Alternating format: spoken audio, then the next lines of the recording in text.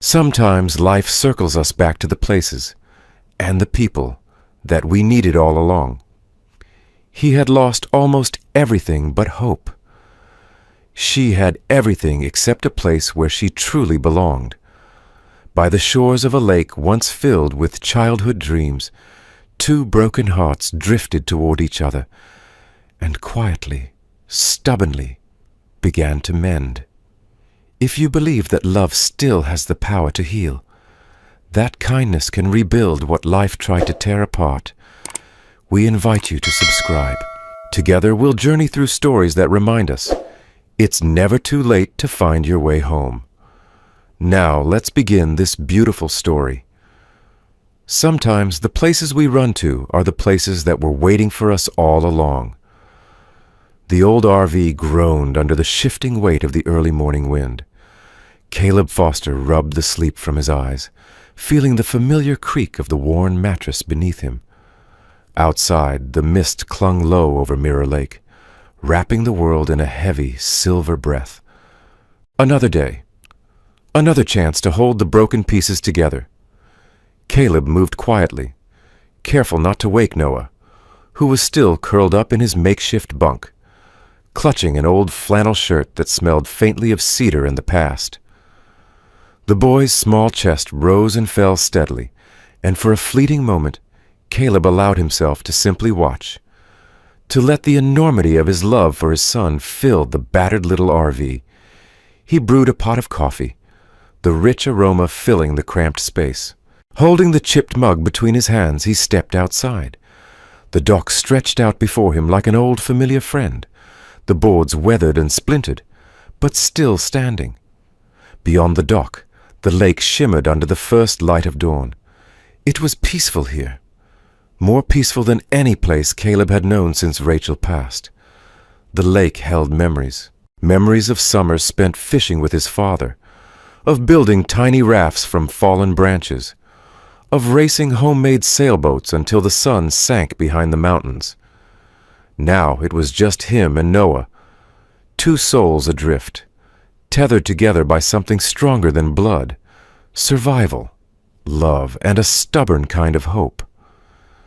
Caleb took a sip of coffee and smiled grimly. Hope didn't fill an empty wallet, but it sure as hell kept you moving. Later that morning, Noah bounded out of the RV, wide-eyed and barefoot, carrying 2 sheets of crumpled paper. "Dad, can we make boats today? Like the ones you used to make with Grandpa?" Caleb's heart twisted at the mention of his father. A good man, gone too soon, like so many things in his life. He knelt beside Noah, ruffling the boy's hair. "Sure thing, buddy. Let's build a whole fleet." Together they sat cross-legged on the dock, folding and creasing, Caleb teaching Noah the old tricks, how to pinch the bow for better balance, how to tuck the tail so it wouldn't sink. Their fingers worked in tandem, laughter floating up to the sky, as if for a moment grief itself had been folded away into those tiny paper ships. When they were done, they set the boats afloat, each one bobbing and dancing across the gentle ripples. "Yours is winning," Noah cried. Caleb grinned. "Maybe. Or maybe they're just going home, kiddo." Noah looked up, puzzled. "Home? Where's that?" Caleb paused, feeling the weight of the question settle into his chest. He glanced out across the misty water, his voice low. "Wherever the people you love are," he said. "That's home."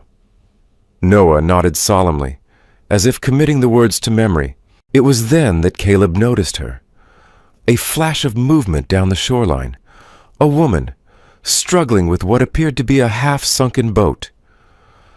She wore jeans frayed at the knees, boots caked with mud, and an oversized jacket that swallowed her small frame. Her blonde hair was twisted into a messy bun, strands whipping loose in the wind. She kicked the boat in frustration, muttering something he couldn't hear. Caleb hesitated. He had enough problems of his own without getting tangled up in someone else's mess. But something in the way she hunched her shoulders against the cold, the way she wrestled stubbornly with the boat even as it defied her. It stirred something inside him. He set his coffee down. "Stay here, Noah," he said, patting the boy's head. With long strides, he crossed the dock and made his way toward her. "Need a hand," he called out. The woman startled, spinning around. For a heartbeat, she looked like she might bolt, like a deer caught between fight and flight. But then her expression softened into something almost sheepish.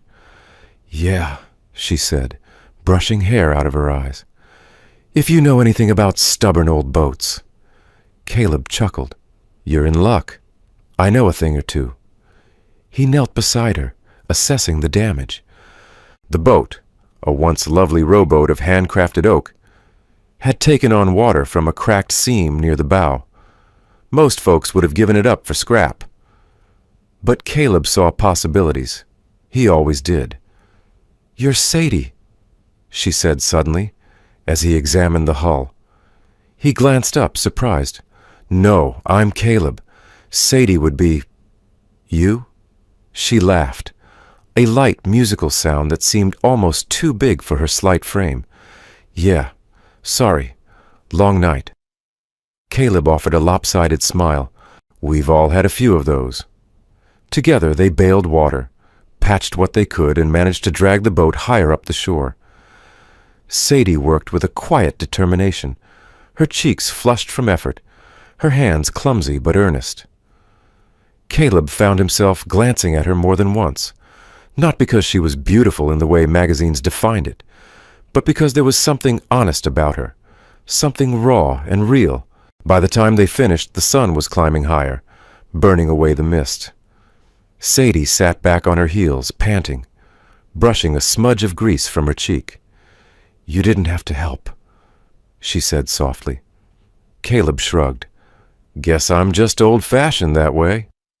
She smiled, and for a moment, the tired lines on her face faded, and he caught a glimpse of the girl she must have been before life had taken its toll. "Thank you," she said. He tipped an imaginary hat. "Any time, ma'am." Noah, growing restless on the dock, waved at them wildly. Sadie laughed again, more freely this time. "Your son?" she asked. Caleb nodded, pride softening his voice. "Yeah, that's Noah. Best thing I ever built." Sadie looked at him, a strange, unreadable expression crossing her face. Then she stood, brushing dirt from her jeans. "Well, Caleb and Noah," she said, "I guess I owe you both one." She turned and walked away, boots crunching against gravel, leaving Caleb standing by the battered boat, a man who thought he had seen everything life could throw at him. He had no idea. Sometimes what looks broken only needs someone who believes it's worth saving. The afternoon sun hung low, casting golden ribbons across Mirror Lake. Caleb wiped his hands on the seat of his jeans, surveying the patched-up boat resting half on the shore. It wasn't perfect, but it would float. For now. Sadie stood a few feet away, arms crossed, watching him with an unreadable look. "You're good at this," she said finally. Caleb shrugged, a small, wry smile tugging at his lips. "I had a life before. Well, before this." He didn't elaborate, and to her credit, she didn't press. Instead, Sadie knelt beside the boat, running her hand along the battered hull with a kind of reverence. "My father used to say boats are like people," she said. "They creak and crack and wear down, but with a little care they can still find their way home." Caleb chuckled low in his throat. Smart man. Sadie's fingers paused. Her eyes lifted to his, and for a split second Caleb saw it, the grief tucked neatly behind her easy smiles. Maybe they weren't so different after all. Noah came bounding over, holding a long stick like a sword. "Captain Noah, reporting for duty," he declared. Sadie laughed, a genuine belly-deep laugh that made Caleb's chest ache in a way he hadn't expected. "Captain, huh?" she teased, dropping into a playful crouch. "Yes, ma'am." Noah puffed out his chest proudly. "And this is my first mate." He pointed the stick at Caleb, who raised an eyebrow. "First mate? How come you get to be the captain?" Caleb teased back. "Because I'm younger and faster," Noah said with a mischievous grin. Sadie clapped her hands in mock applause. "Can't argue with a logic like that." The three of them stood there, framed by the golden light, by the laughter that had become so rare in Caleb's world. And for a fleeting moment, it felt like they were exactly where they were supposed to be. Strangers, perhaps, but connected by something unseen.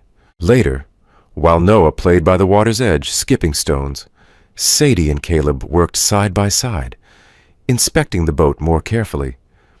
"It's an old Thornberry make," Caleb noted, tapping the transom. "Handmade, probably 60, 70 years ago." Sadie looked impressed. "You know your boats?" He shrugged modestly. "My dad was a shipwright, built boats from scratch. He taught me everything he knew, before life took him elsewhere." Sadie nodded, understanding threading silently between them. "Seems a shame to let her rot," she said, patting the hull affectionately.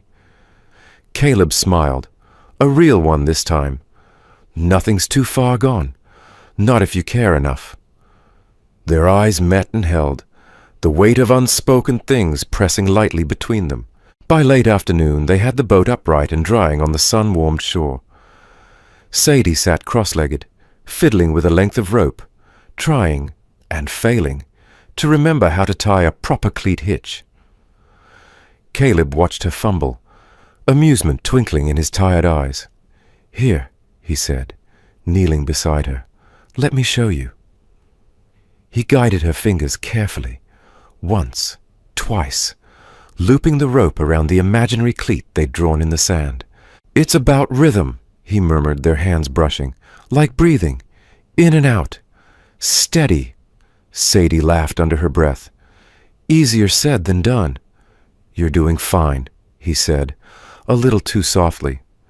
She looked up at him then, her face so close he could see the faint spray of freckles across her nose, the tiny scar near her left eyebrow. He swallowed thickly and pulled back first, giving the rope an unnecessary tug. "Well," he said, clearing his throat, "you'll be tying up cruise ships in no time." Sadie grinned, wide and unguarded. "I'll hold you to that, Caleb Foster."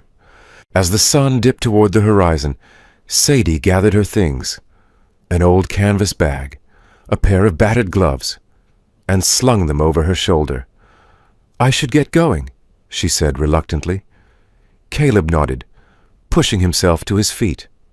"Where's home for you?" She hesitated, then offered a lopsided smile. "Here, for now." There was a softness in her voice that Caleb didn't quite know how to answer. He only nodded, the gesture rough but sincere. Sadie glanced once more at the boat, now resting proud and upright. "Thank you," she said again, and this time her voice cracked just a little.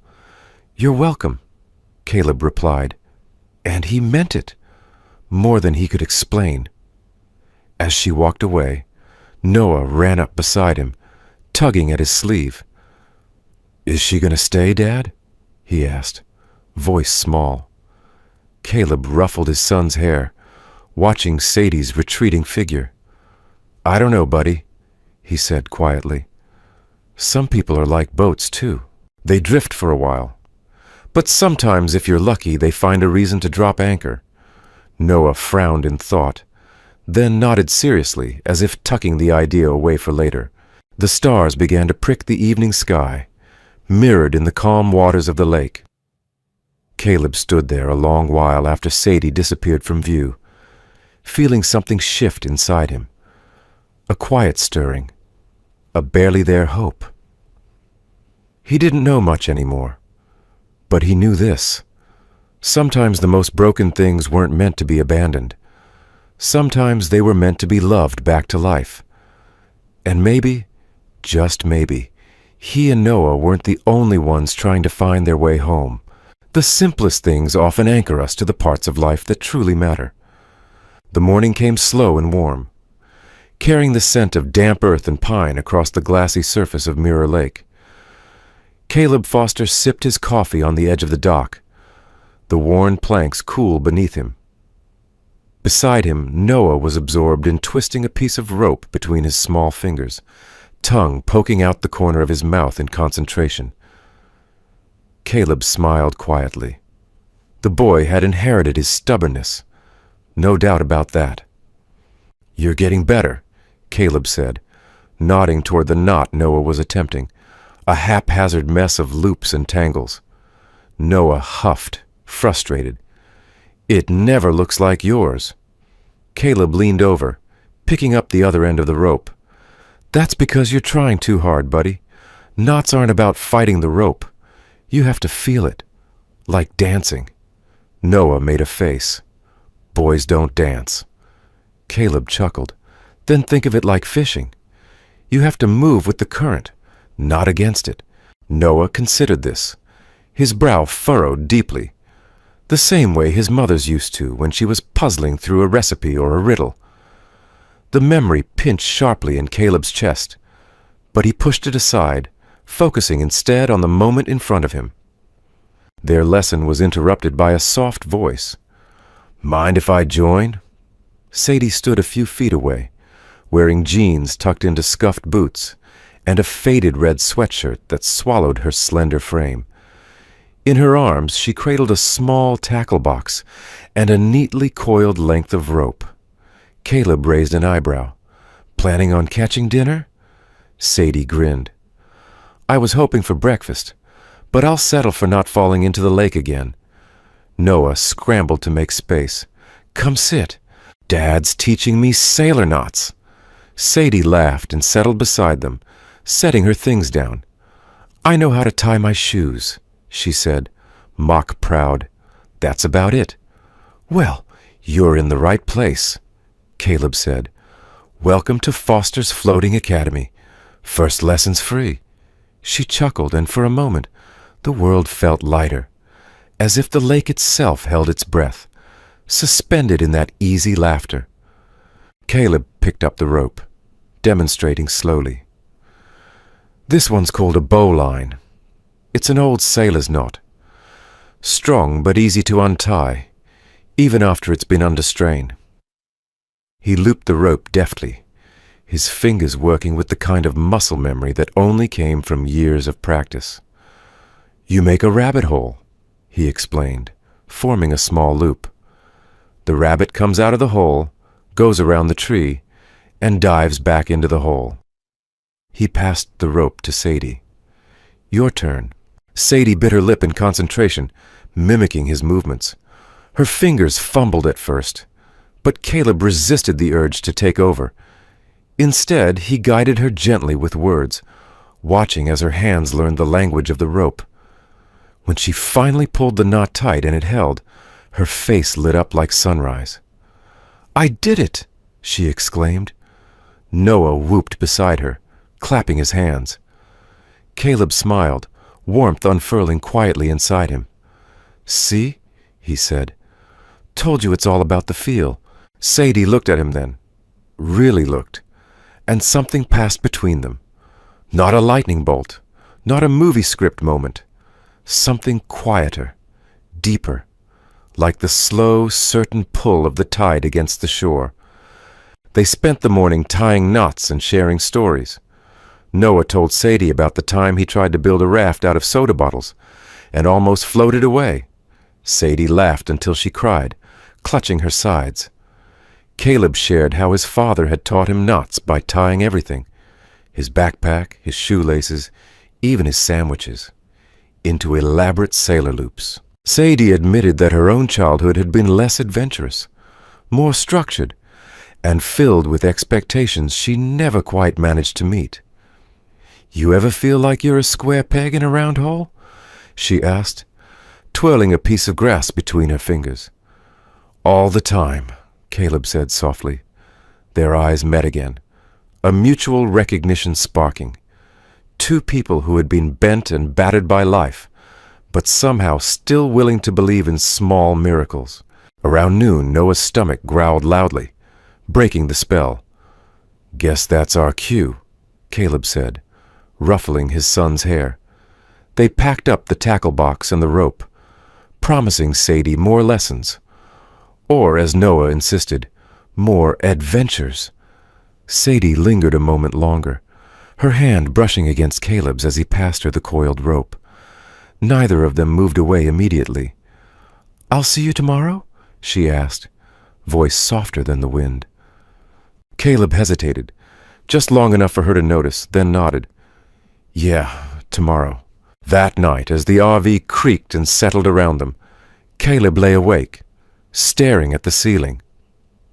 Noah slept soundly nearby, a homemade bracelet of sailor's knots clutched tightly in his hand. Caleb turned the events of the day over in his mind, feeling the edges of old wounds, loneliness, guilt, fear, rubbed raw by hope. He didn't know what tomorrow would bring, didn't know if this fragile thing growing between him and Sadie could survive the weight of real life. But for the first time in a long time, he wanted to find out. Maybe they were all just boats after all, battered by storms, patched up with hope, and still stubbornly sailing towards something better. Caleb closed his eyes, letting that hope rock him gently into sleep. Tomorrow was a promise he was finally willing to believe in. Sometimes it's the quietest souls who carry the loudest storms inside them. The days that followed settled into a kind of gentle rhythm. Morning sunrises blurred into lazy afternoons by the lake, and each moment folded into the next, with the easy familiarity of an old quilt.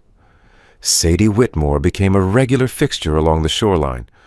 She would show up in her worn boots and threadbare sweatshirts, carrying sandwiches she insisted were barely edible, and rope she claimed she still couldn't tie properly, despite Noah's patient demonstrations. To Caleb, it was almost alarming how quickly she fit into their world, like a missing puzzle piece they hadn't even known was lost.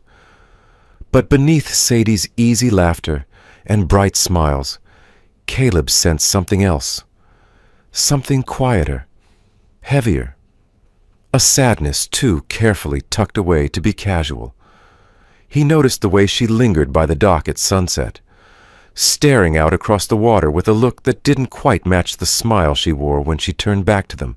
He noticed how she flinched, almost imperceptibly, whenever Noah spoke about families, about birthdays missed, and Christmases spent in hand-me-down pajamas. There was a story inside her, a storm, quiet but relentless, pulling at her from beneath the surface. One crisp morning, Caleb found Sadie sitting alone on the dock, her boots dangling over the edge, toes barely skimming the glassy water. Noah was still inside the RV, finishing his breakfast with the messy exuberance only a 7-year-old could master. Caleb approached quietly, hands in his jacket pockets. "Mind if I join?" Sadie didn't startle. She simply scooted over, leaving just enough room for him to sit. A small invitation, but one Caleb did not take lightly. They sat in silence for a while, the lake breathing softly beneath them. Finally, Caleb spoke. "You always this good at disappearing into places you don't belong?" Sadie smiled, but it didn't reach her eyes. "Maybe I just finally found a place I want to belong." The honesty in her voice caught him off guard. He turned to study her, the early light catching in her hair, casting a halo around the curve of her cheek. "You do belong," he said simply. Sadie's hands tightened around the edges of her sweatshirt, wringing the fabric unconsciously. "You don't even know me," she whispered. Caleb shrugged, the movements slow and deliberate. "Maybe not all the details, but the important parts. I think I'm starting to."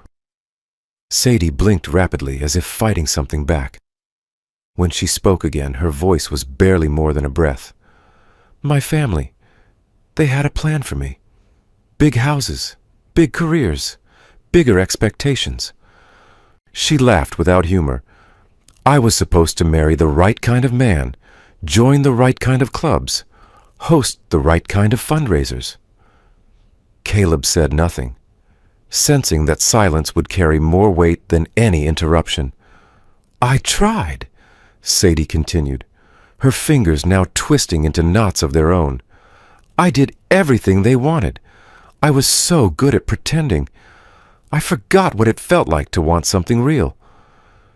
She glanced over at him then, her eyes dark and searching. And then I woke up one day and realized I didn't even know who I was anymore. Caleb exhaled slowly, the pieces beginning to fall into place. Sadie wasn't just running away from something. She was running toward herself. That's the thing about pretending, he said quietly. It gets heavy after a while. Sadie nodded, her throat working around words she couldn't quite say. The breeze shifted, carrying the scent of pine and lake water between them, wrapping them in a cocoon of shared understanding. You ever regret it? She asked. Regret what? Choosing a different life, a smaller one. Caleb smiled, but it was a smile forged from something harder, deeper. Some days, he admitted, when the bills pile up, when Noah asks why we don't have a real house. He paused, the ache of those moments familiar and raw. But then I see him laughing over a paper boat, or chasing fireflies with a jar he found by the road, and I know I chose right. He turned to her fully, his voice steady. I don't measure my life by how big it looks from the outside. I measure it by the size of the moments that matter. Sadie stared at him, and for a long heartbeat, neither of them spoke. Then, without warning, she leaned her head lightly against his shoulder. Not a grand gesture, not a confession, just a simple, aching need to be anchored, even if just for a while. Caleb froze, startled by the softness of it, the vulnerability.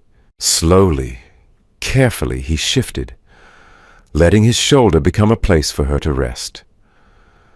They sat there like that as the morning unfolded around them. Two battered souls finding something like peace in the quiet lapping of the water against the dock. Later, as Sadie helped Noah build a new fort out of driftwood and scraps of canvas, Caleb watched them from a distance. Watched the way Sadie laughed when Noah insisted the fort needed a pirate flag. Watched the way she taught him to tie knots she barely remembered, fumbling and laughing through it, letting the boy correct her without pride or pretense. There was healing happening here, healing so gentle, so natural, it barely made a sound. But Caleb felt it, in the easy way Noah trusted her, in the way Sadie's shoulders seemed to relax, unburdened by expectation, in the way something deep inside Caleb, something he thought had died, began to stir back to life. That night, as the stars blinked into existence one by one, Caleb stood alone by the edge of the lake. He thought about Sadie, about Noah, about the strange, fragile thing growing between them all. Maybe home wasn't a place. Maybe it was a collection of broken people choosing each other anyway. Maybe it was time to stop drifting. And maybe, just maybe, it was time to start hoping again. Storms don't break you. They show you what you were built to survive. The first crack of thunder rolled over Mirror Lake in the late afternoon, low and ominous like a warning from the belly of the sky. Caleb Foster glanced up from the pile of driftwood he and Noah had been stacking for a makeshift campfire. Across the water, dark clouds pressed low against the mountains, the lake's surface shivering under the shifting wind. Sadie stood a few yards away, her hair lifting around her face, arms wrapped around herself as she stared toward the approaching storm. Caleb wiped his hands on his jeans, a gnawing unease settling into his chest. "We should pack up," he called to Noah, who groaned but obeyed, dragging a tarp toward the RV. Sadie didn't move. Caleb crossed the distance between them in a few long strides. "You all right?" he asked, lowering his voice against the rising wind. Sadie nodded too quickly. Yeah, just thinking. But her hands betrayed her, clenched tight at her sides, trembling slightly. Caleb hesitated. Every instinct in him screamed that there was more going on. But another crack of thunder cut the moment short. "Come on," he said gently. "Let's get inside before it hits." Reluctantly, Sadie let him guide her back toward the RV. The rain came fast and hard, hammering the roof in chaotic staccato. Inside the cramped space, Caleb lit a few lanterns, casting a warm, flickering glow. Noah sat cross-legged on the floor, busy drawing what appeared to be a pirate ship battling a giant sea monster. Sadie perched on the edge of the small built-in couch, her arms still wrapped around herself, eyes distant. Caleb handed her a worn, oversized sweater, one of his, and she accepted it wordlessly, pulling it over her head and tucking her legs beneath her. "You're safe here," he said softly, almost more to himself than to her. She offered a small, broken smile, but didn't reply. Outside, the storm raged against the windows, the wind howling like a wounded thing. Inside, the air was thick with the kind of silence that wasn't empty. It was full of things unspoken, wounds unhealed. Hours later, the worst of the storm had passed, leaving only the steady patter of rain against the tin roof. Noah had fallen asleep on the floor, curled around his sketch pad, mouth slightly open in peaceful abandon. Sadie and Caleb sat in the muted glow of the lanterns, neither willing to break the fragile stillness.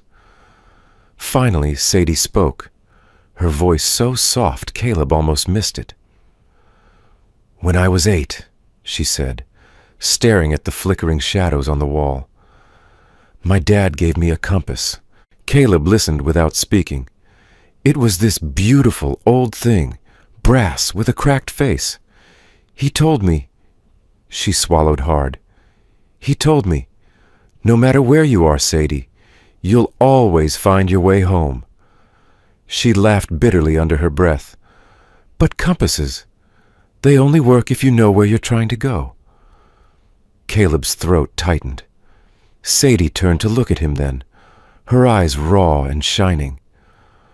"I spent years following maps other people drew for me, maps that led to boardrooms and fundraisers and country clubs filled with people who didn't even know my name."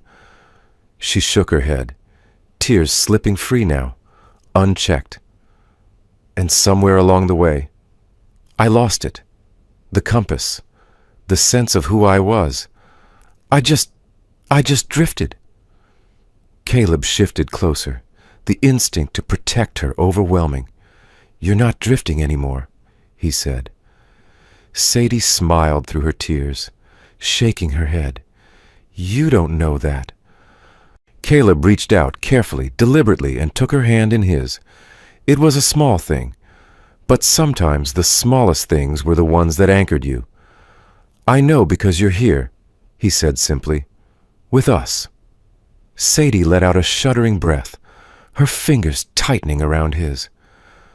"And maybe that's enough for now." The next morning, the air smelled clean and new, the way it always did after a good storm. The lake gleamed under a shy sun, the water still dotted with leaves and broken twigs from the night's violence. Noah bounded outside first, whooping with excitement as he splashed barefoot through puddles. Caleb followed, stretching muscles stiff from a night spent half sitting, half listening for every gust of wind. Sadie emerged last, her hair damp and curling wildly around her face. The borrowed sweater dwarfed her small frame. She looked lighter, not healed, not yet, but maybe, just maybe, beginning. Caleb watched her cross the gravel, bending to pick up a battered piece of driftwood. When she straightened, she caught him looking and offered a sheepish smile. "I guess storms wash things away," she said, glancing toward the water. "But sometimes they leave behind things worth finding." Caleb walked over, standing beside her, shoulder to shoulder. "Yeah," he said, "they do." They stood there for a long moment. The future uncertain, but not so frightening anymore. Above them, the sky opened wide and blue. A compass without broken glass. A map without anyone else's hand drawing the lines.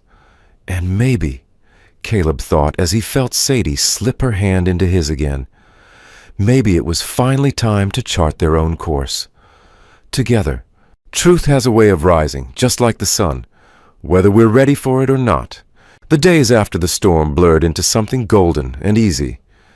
Sadie spent more time around the RV, helping Noah build increasingly elaborate forts and laughing at Caleb's dry jokes.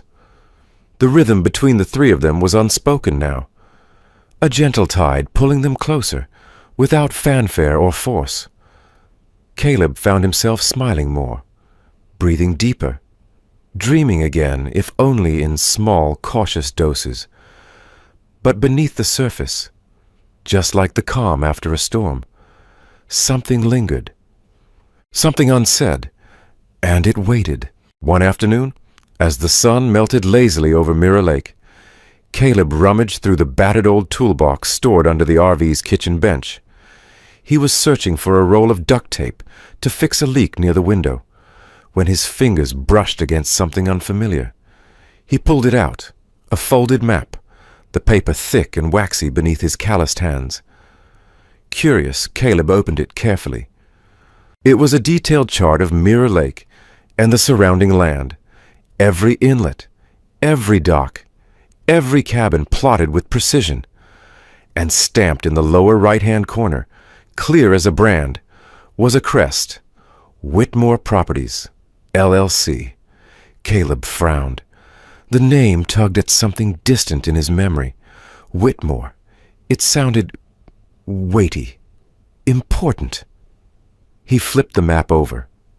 Tucked into the crease was a letter, a formal legal document bearing the Whitmore seal again, and in black ink, neat and unforgiving, was a single line that turned Caleb's blood cold. Deed of ownership, Mirror Lake, and Mirror Lake Fishing and Boating Club. Title holder, Sadie Whitmore. For a long moment, Caleb could only stare, the quiet of the RV pressing in on him. Sadie, the woman who tied bad knots and wore second-hand boots and laughed with his son over driftwood forts. Sadie owned the very ground they were standing on, the exclusive fishing club he'd once heard old-timers in town grumble about, the private lake that for years had been whispered about, but never touched by people like him. It didn't make sense.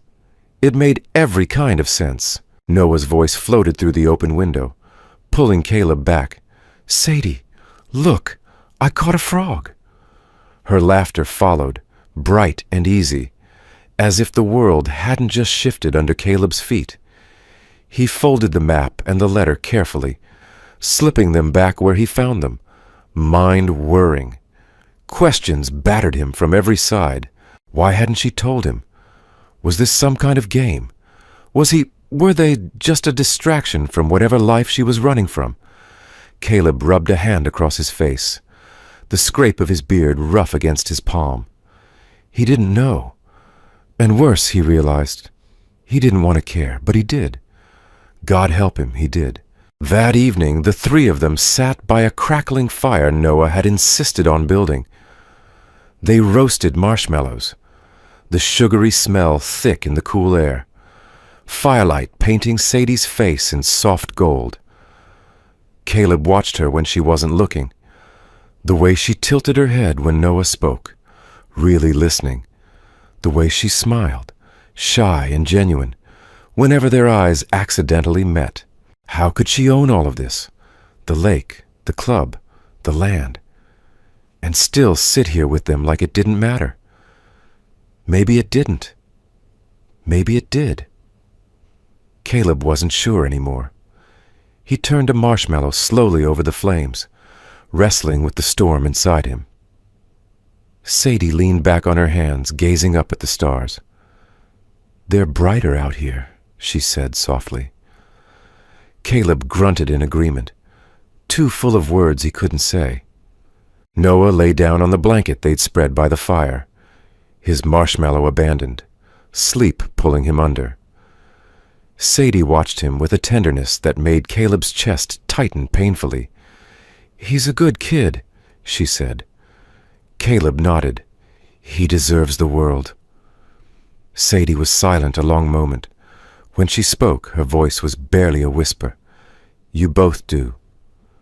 The words hung there between them, heavy with meaning. Caleb stared into the fire, the crackle and pop of burning wood the only sound for a while. Finally he said, low and careful, "You're not who you say you are." Sadie stiffened beside him, but didn't deny it. "I found the map," he said. "The deed." Sadie closed her eyes as if bracing for impact. "I wasn't lying," she said quietly. "I just didn't tell you everything." Caleb turned to face her fully now, the fire casting flickering shadows across her face. "Why?" he asked, and it wasn't an accusation. It was a wound, raw and open. Sadie swallowed hard. "Because," she said, voice shaking, "for the first time in my life, I wasn't Sadie Whitmore, heiress to a fishing empire. I was just Sadie, a girl trying to remember how to breathe." She looked at him then, really looked, and Caleb saw it. The fear, the longing, the desperate hope. "I didn't want you, or Noah, to see me and think of all that money, that power, that weight." Tears pooled in her eyes. "I just wanted to be someone who mattered because of who I am, not what I own." Caleb's heart ached at the naked honesty of it. He wanted to be angry. He wanted to protect Noah. He wanted to protect himself. But most of all, he wanted to believe her. And somehow, deep down where things were simplest and truest, he did. He reached out, brushing a strand of hair from her face. "You don't have to run anymore, Sadie," he said, voice rough. "Not from yourself, not from us." Sadie shuddered, a sob escaping her lips. And in that moment, something inside both of them broke open. Not in destruction, but in release. The kind of breaking that lets the light in. As the fire burned low and Noah dreamed beneath a sky full of stars, Sadie leaned into Caleb's side, and he let her. Together, they sat at the edge of everything they used to be, and at the beginning of everything they might become. The secrets were out. Now the real story could finally begin. Sometimes it's not the life we build, but the one we dare to choose that defines us. The morning after the firelight confessions was different. The air buzzed with a strange, nervous energy as Sadie slipped a folded map into Caleb's hand. "I want to show you," she said simply. "All of it." Caleb studied her carefully. The set of her jaw, the tremble she tried to hide in her fingers. There was no running now, no hiding, only the quiet courage of a woman determined to tell the truth. He nodded once. "Lead the way." They drove in Sadie's dusty Jeep along the narrow gravel roads that wound deeper into the hills around Mirror Lake. Noah sat in the back seat, kicking his feet excitedly, oblivious to the tension humming between the adults. Caleb watched the landscape blur past. Thick stands of pine, meadows splashed with wildflowers, the lake glittering like a secret between the hills. It was beautiful in a way that hurt. After 20 minutes, Sadie turned onto a private drive framed by a wrought iron gate, so subtly placed that Caleb almost missed it. The gate creaked open, and they pulled onto a long, tree-lined road that eventually spilled out into a clearing. And there it was, the Mirror Lake Fishing and Boating Club. Caleb stepped out of the Jeep slowly, taking in the scene before him. The main lodge was a sprawling building of stone and timber, its wide porches wrapped in flowering vines. Beyond it, a marina stretched into the water, filled with sleek sailboats and polished mahogany skiffs. Perfectly trimmed lawns rolled down to the lake's edge, dotted with white Adirondack chairs and hand-carved signs.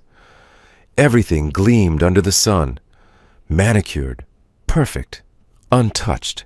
It looked like a place built for fairy tales, not for men who lived out of battered RVs. Caleb shoved his hands into his pockets, suddenly feeling every mile of hard living he carried on his back. Sadie came to stand beside him, chewing her lip nervously. "My grandfather built it," she said quietly, "back when a club like this wasn't about status. It was about community, family." Caleb said nothing, just watched as a sleek black car pulled up near the lodge, and a man in a golf shirt and mirrored sunglasses climbed out. The man barely glanced at them before striding into the building, cell phone pressed to his ear. Sadie winced. "Over the years," she said, voice tight, "it became something else. A playground for the rich," Caleb said flatly. Sadie flinched but nodded. "I tried to change it," she admitted. "Tried to make it more open, more like it used to be. But—" She trailed off, helpless. Money spoke louder than intentions. Caleb exhaled slowly, watching a group of men in pressed slacks load expensive fishing gear into the back of a Range Rover. It wasn't anger he felt. Not really. It was a deep, aching sadness. A place built on dreams had been sold to those who could afford them, and lost to those who had needed them most. They walked the grounds in silence. Sadie pointed out the old caretaker's cottage, now converted into a spa retreat. The boathouse where her grandfather had built the first rental skiffs, now a boutique gift shop selling $400 fly rods. Caleb said little, letting Sadie's shame hang between them, heavy and unspoken. Finally, they stopped at the edge of the marina. Sadie looked out across the glittering lake, her voice small. "I didn't come back because I missed the money. I came back because I missed this." She gestured to the water, the sky, the breeze tugging at her hair. The real part, the part that mattered. Caleb studied her. No expensive jacket, no designer shoes, just Sadie, in faded jeans and a sweatshirt 2 sizes too big, fighting for something she still believed in. He saw her then, really saw her. Not Sadie Whitmore, heiress. Not Sadie, runaway. Just Sadie. A woman who, like him, was trying to find her way back to a place that still felt like home. Noah broke the heavy silence by tugging on Caleb's hand. "Look, Dad!" he cried, pointing. A small dock jutted out into the water nearby. But unlike the gleaming marina, it was rough-hewn, weathered, almost forgotten. An old wooden sign hung from the post, "Whitmore Public Dock, all welcome." Sadie smiled faintly, tears shining in her eyes. "My grandfather refused to make it private," she said. "Said the lake belonged to everyone, rich or poor." Caleb crouched beside Noah, reading the faded letters aloud. "You think he'd mind if we used it?" Caleb asked gently. Sadie shook her head, wiping at her cheeks. "I think he'd be grateful." They spent the afternoon there, fishing with hand lines, skipping stones, telling stories. Noah caught a tiny perch and insisted it was the biggest fish in the whole lake. Sadie laughed until she cried, sitting cross-legged on the dock, her jeans soaked and her hair a tangled halo. And for a little while, the polished world behind them faded away. It was just water, wood, laughter, and sun. Something real, something worth keeping, something worth fighting for. As the sun dipped low, casting the lake in molten gold, Caleb turned to Sadie. "You ever think about taking it back?" he asked. Sadie blinked. "Taking what back?" He gestured toward the marina, the lodge, the club glittering in the distance. All of it. Making it what it was supposed to be. Sadie hesitated, uncertainty flickering across her face. "I don't know if I can." Caleb held her gaze steadily. You already are. Sadie smiled then, a slow, trembling smile that looked a lot like hope. Maybe they couldn't erase the past, but together they could build something better, something that shined, not because it was polished, but because it was real. Sometimes the heart breaks not from betrayal, but from the fear that we never truly belonged. The storm didn't come with thunder this time. It came with words. It came quietly, creeping in like mist between all the things they had carefully built. It started with a simple invitation. A formal-looking envelope arrived, pinned to the door of the RV with a bright red ribbon. Noah found it first, waving it excitedly like a pirate's treasure map. Sadie, Dad, look, we're invited to a party. Sadie's face paled when she saw the seal, the intertwined W and P of Whitmore Properties, embossed in gold. Caleb opened it carefully, reading aloud. You are cordially invited to the Mirror Lake Annual Gala at the Mirror Lake Lodge. Formal attire required, by invitation only. Sadie shifted uncomfortably, the color draining from her cheeks. I didn't know they still sent those out, she mumbled. Caleb looked up, the weight of realization settling heavily between them. You're still part of them, he said, voice quiet but sharp. Sadie opened her mouth, closed it, tried again. It's complicated. Caleb's jaw tightened. Isn't it always? That night, as the wind stirred restless against the lake, the fragile scaffolding they had built between them began to crack. They sat around the dwindling fire pit, the invitation resting like a stone between them. Noah slept inside the RV, oblivious. Sadie twisted her hands in her lap, her voice small. I didn't choose any of this, Caleb. I didn't choose to be born into it. You're still choosing it now. Caleb cut in, his voice harder than he meant. Sadie flinched. That's not fair, isn't it? He stood, pacing the small clearing, anger and something more dangerous, hurt, coiling inside him. You talk about wanting something real, he said, but you keep one foot in their world. The yachts, the country clubs, the money. Sadie's eyes filled with tears. I don't care about any of that. Then why didn't you tell me from the beginning? He demanded. Sadie rose too, her hands clenched into fists. Because I was scared. Because every time someone found out who I was, they stopped seeing me. They only saw the money, the name, the damn property titles. She took a shaky breath, her voice breaking. I thought you were different. Caleb stared at her, chest heaving. I thought you were too. For a long moment, the only sound was the crackling embers. Sadie wiped her eyes roughly, squaring her shoulders. I'm not asking you to love my past, Caleb, she said quietly. I'm asking you to love me. Caleb's throat tightened painfully, but he didn't move. He couldn't. The scars of too many betrayals, too many almost homes, too many almost futures. They all screamed at him to pull away. Sadie saw it, and something in her wilted. She stepped back, wrapping her arms around herself as if she could hold her breaking heart together. I guess, she whispered, you can't teach a boat to stay if it's never stopped drifting. Then she turned and walked away into the night, and Caleb let her go. The days that followed were quiet, too quiet. Sadie stopped coming to the dock, stopped showing up with sandwiches and rope and lopsided smiles. Noah asked after her a few times. Where's Sadie? When is Sadie coming back? But Caleb could only shake his head. The words caught somewhere deep and unreachable inside him. The lake, once a place of laughter and sunlight, felt hollow now, an echo of something almost beautiful. Caleb threw himself into repairs around the RV, fixing things that didn't really need fixing. tightening bolts that had never been loose, trying to patch things with his hands because he couldn't patch what really mattered.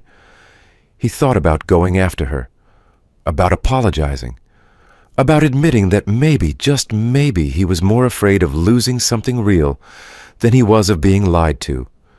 But pride was a heavy anchor, and fear was a deeper lake than any he'd ever tried to cross.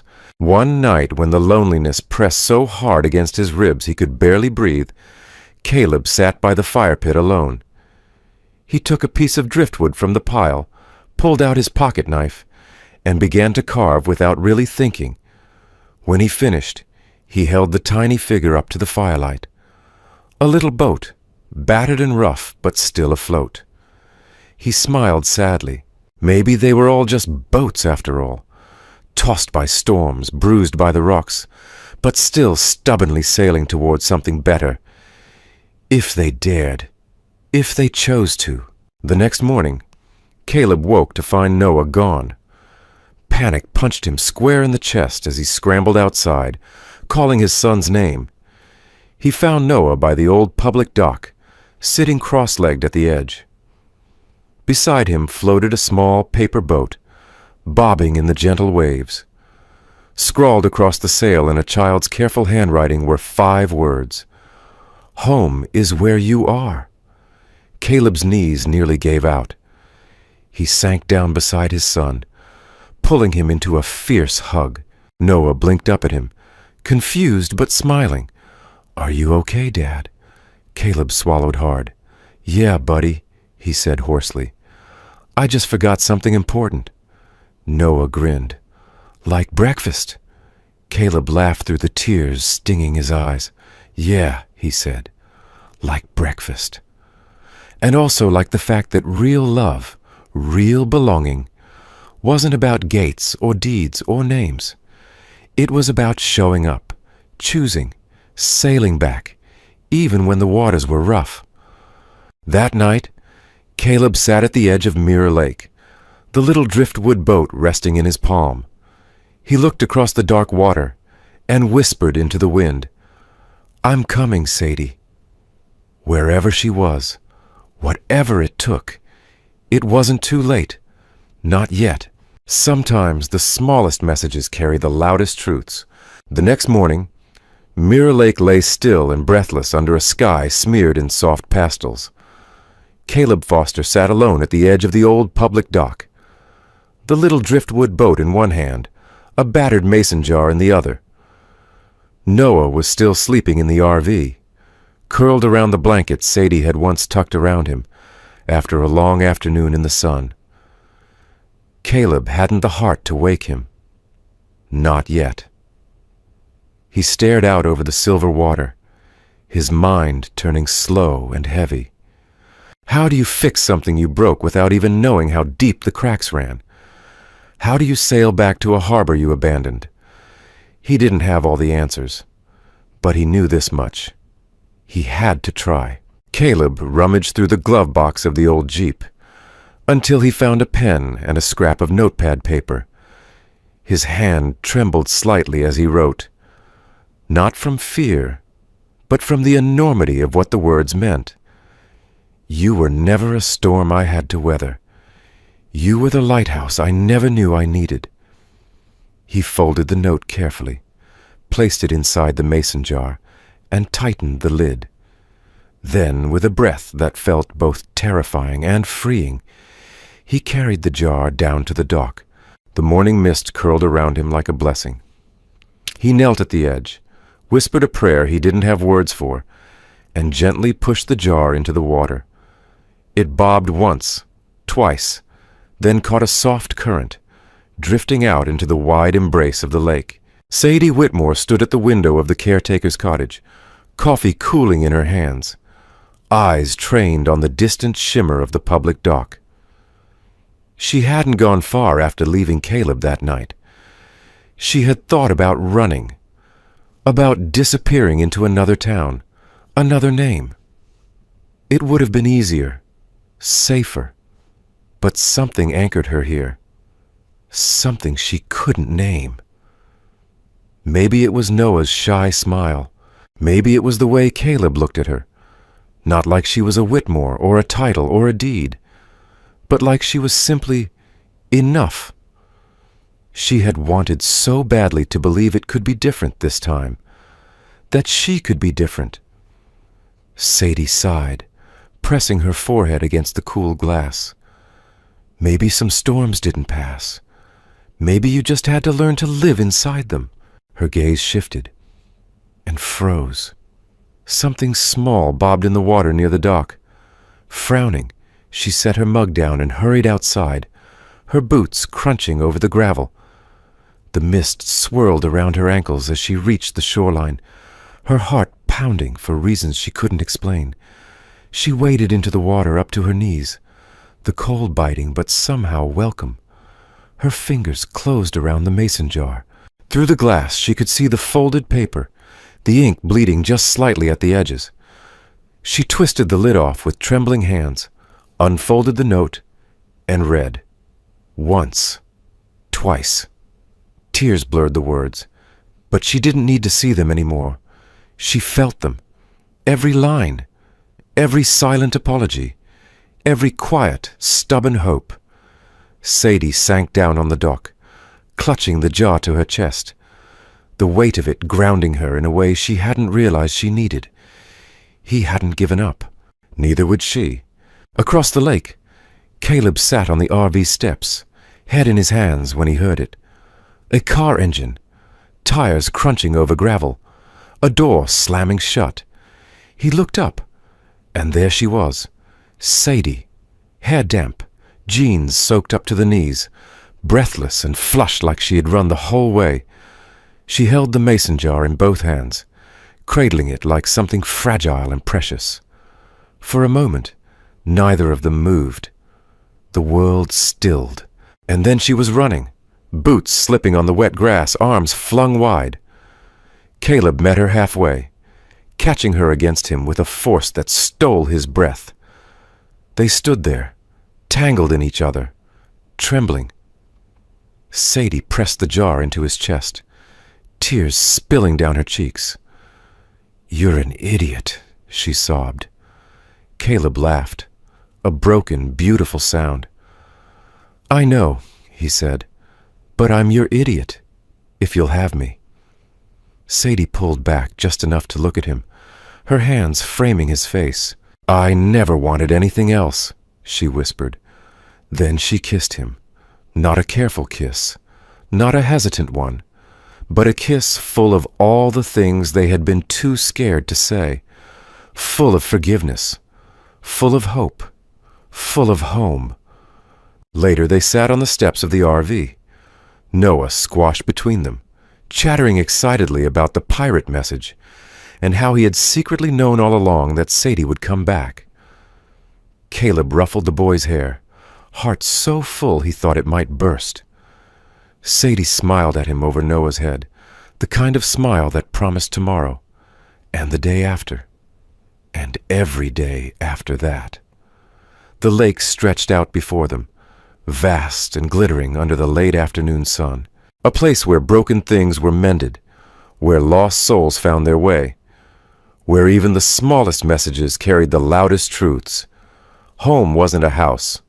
Home was this: a battered RV, a stubborn boy, a woman brave enough to stay, a man finally brave enough to believe, and a love strong enough to carry them through whatever storms still waited. Home isn't where you were born. It's where you are finally brave enough to stay.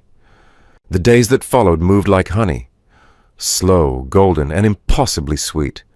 For the first time in years, Caleb Foster found himself waking up, not with a heavy heart, but with a quiet, steady certainty. Sadie was there. Noah was there. And for the first time, the future wasn't something he braced himself against. It was something he leaned into, arms wide open. They rebuilt the old public dock first. It was Noah's idea, naturally. Announced between mouthfuls of peanut butter sandwiches one afternoon. "We should fix it up, Dad," he said, eyes shining. "Make it like Grandpa Whitmore wanted. A place for everyone."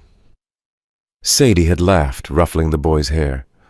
A dock for all pirates and sailors and dreamers, she said. Caleb looked between them. His son, this woman, this wild, beautiful chance they had been given, and felt something settle deep in his chest. Hope, real and unshakable. So they gathered planks from fallen trees and sanded down old nails. They spent long afternoons hammering, soaring, laughing until the whole lake seemed to echo with it. Neighbors they barely knew began to drift down to the shore, curious. First a retired carpenter offering better tools, then a pair of teenage brothers hauling buckets of paint. Someone's grandmother baked pies and set up a table under the trees. Without meaning to, without planning it, they were building more than a dock. They were building a community, a family, a home. One evening, as the last light melted into the lake, Caleb stood at the end of the nearly finished dock, Noah beside him holding a hammer, almost too big for his small hands. Sadie approached, carrying a wooden sign she had painted herself. She held it out, shy but proud. Caleb brushed the sawdust from his hands, taking the sign carefully. The lake we called home. The words were simple, perfect. He swallowed against the sudden tightness in his throat. Noah clapped excitedly. "We have to hang it up, right now!" Sadie laughed, but her eyes shimmered suspiciously in the soft light. They bolted the sign to the entrance of the dock together, Caleb's strong, sure hands guiding Noah's smaller ones, Sadie steadying the plank, whispering encouragement. When they finished, they stepped back to admire their work. The dock stretched into the water like an invitation. The sign swung gently in the breeze. It didn't matter that the boards were uneven, or that the paint smudged a little at the edges. It was perfect because it was theirs. Later they lit a small bonfire on the beach. Neighbors gathered, bringing folding chairs and mismatched blankets. Someone strummed a guitar. Someone else passed around coffee in chipped mugs. Caleb sat with Sadie and Noah tucked close against him, the firelight painting their faces in hues of gold and rose. For the first time in a long, long while, he wasn't thinking about what he had lost. He was thinking about what he had found. He glanced at Sadie. Her hair lit like a halo in the firelight, her smile soft and certain. She caught him looking and nudged his shoulder playfully. "You think in deep thoughts, Mr. Foster?" she teased. Caleb chuckled low in his chest. "Just thinking about how sometimes," he said, voice rough with emotion, "you spend so long trying to find your way home, and then you realize you were building it all along." Sadie's smile faltered, her eyes filling with tears. She leaned in and kissed him. A kiss so full of gratitude and promise that Caleb felt it down to his bones. Around them, laughter and music rose into the night, weaving something sacred into the air. Belonging, forgiveness, family, home. Much later, after the fire burned low and the neighbors drifted away, Caleb and Sadie walked hand in hand along the dock. Noah dozed in Caleb's arms, head tucked against his shoulder, the boy's soft breathing a steady anchor in the quiet. They paused at the end, the lake stretching wide and endless before them. Sadie leaned into Caleb's side, her voice a whisper against his chest. "I'm scared," she admitted. Caleb tightened his arm around her. "Me too." They stood there, two broken things stitched together not by perfection, but by choice, by love. Caleb kissed the top of her head, breathing her in. "We'll figure it out," he said. "One plank at a time." Sadie laughed softly, wiping at her cheeks. "Promise?" Caleb tilted her chin up, looking into her eyes, those beautiful, fearless eyes. "Promise."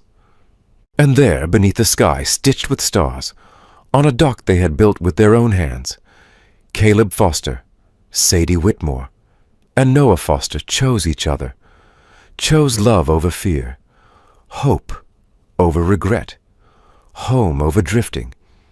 And for the first time in a long, long while, the compass inside each of them pointed true. straight toward each other, straight toward home. Home isn't found. It's built. One choice, one kindness, one brave leap at a time. Summer unfurled slowly that year, like a long exhale after a season of holding breath. The lake, once wild and lonely, now buzzed with quiet life. Families came and went along the old public dock, some casting lines into the water, others simply sitting and letting the breeze carry their laughter. And at the center of it all stood the battered RV, the newly rebuilt dock, and the three people who had stitched their lives together from broken pieces. Caleb Foster still woke early most mornings, habit ingrained too deep to break. But now, instead of silence, he woke to the soft clatter of Sadie making coffee in the tiny kitchen, or to Noah whispering excitedly about the fish they would surely catch today. He woke to belonging, to the simple, breathtaking miracle of being chosen, not for what he could offer, not for what he had lost, but simply for who he was. The old fishing club across the lake had changed too, though not everyone welcomed it. Sadie faced resistance when she opened the public dock officially, offering free fishing lessons for kids, community cookouts, even scholarships for young sailors who couldn't afford shiny boats. There were sharp words from the wealthier members, thinly veiled warnings about lowering the standards. But Sadie stood firm, and when Caleb and Noah showed up at her side, when half the town trickled down to the lake, offering nothing more than their hands and their hopes, it became clear that standards didn't matter nearly as much as hearts. Hearts were what built a home, not money, not titles, not gates, just love, hammered into place, one stubborn nail at a time. One golden afternoon in early September, Sadie and Caleb sat side by side on the dock, watching Noah teach a younger boy how to tie a bowline knot. Sadie rested her head against Caleb's shoulder, a soft, contented sigh escaping her. "You know," she murmured, "I used to think my grandfather left me the lake."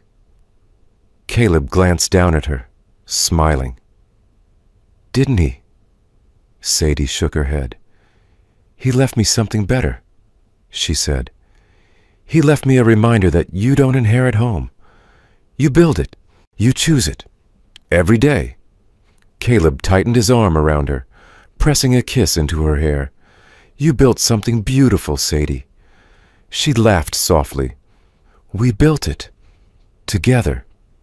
They sat there for a long time, letting the sunlight warm them, letting the breeze carry away the last tattered pieces of old fears. The past was still there, of course, but it no longer defined them. It simply shaped the foundation of the life they were choosing to build, every imperfect, miraculous day. That evening, as the sun set the lake on fire with gold and crimson, Caleb pulled Sadie aside, leading her to the edge of the dock. Noah watched from a distance, grinning behind his hands, already in on the secret. Caleb cleared his throat, his palms sweaty despite the cool air. He started, then laughed nervously. Sadie tilted her head, smiling that smile that still knocked the air from his lungs. "You don't have to say anything, Caleb," she said. "But I want to," he insisted. He fumbled in his pocket and pulled out something small. Not a ring, not jewelry. A tiny wooden boat, carefully carved, smooth from hours of sanding. He placed it in Sadie's hand. "I can't give you mansions," he said, "or fancy yachts, or stock portfolios." Sadie laughed through the tears already filling her eyes. "But I can give you this," Caleb said softly. "A life that's real, a family that chooses each other, a place where you always have a harbor, no matter how rough the seas get." Sadie closed her fingers tightly around the boat, pressing it to her heart. "Yes," she whispered. "Yes?"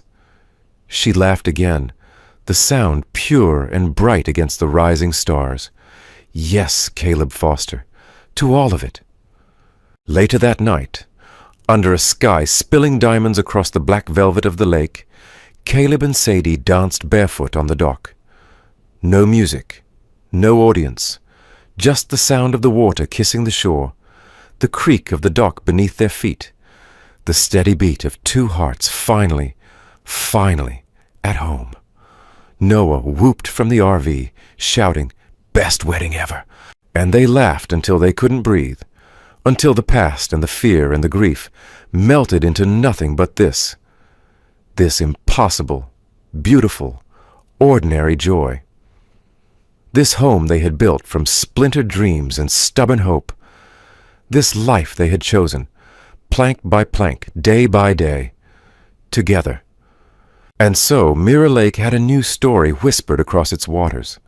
A story not of old money or gated clubs or lonely fortunes, but of a struggling single dad, a runaway heiress, a little boy with a paper boat, and a dock where anyone was welcome to tie up and stay as long as they needed. A place where the broken were mended, where the lost were found, where hearts, finally brave enough to believe, discovered where they truly belonged. Before you go, we would love to hear your story. Where in the world are you listening from today? It's a beautiful thing. How stories, just like old rivers, connect us across time and distance.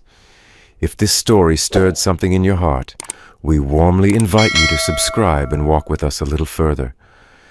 Here we believe in second chances, in quiet courage, and in the kind of hope that only grows stronger with time. Thank you from the bottom of our hearts for spending a little of your day with us. Wherever life finds you today, may you carry a little more light, a little more kindness, and the quiet knowing that you are never alone. And always remember, we are all just travelers seeking home. Thank you for walking a little of this journey with us.